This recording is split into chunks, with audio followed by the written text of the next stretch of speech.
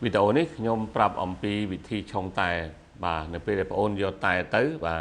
ជាទូទៅបាទយើងមានស្លាបព្រានៅក្នុងកំប៉ុងតែនេះបាទយើងដាក់ទៅឲ្យមួយបាទដាក់ទៅឲ្យបងអូនមួយអញ្ចឹងធម្មតាបងអូនញ៉ាំម្ដងយើងដាក់មួយកូនស្លាបព្រាបងអូនបាទនេះកូនស្លាបព្រាហ្នឹងជាមួយយើងទឹក1លីត្រអូខេបាទអញ្ចឹងព្រឹកឡើងយើងញ៉ាំ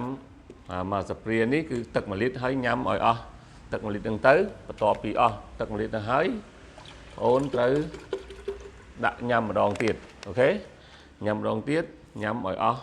ទឹក1លីត្រទៀតអញ្ចឹងមួយថ្ងៃបងអូនត្រូវញ៉ាំ2កូនស្លាបព្រាទូចនេះ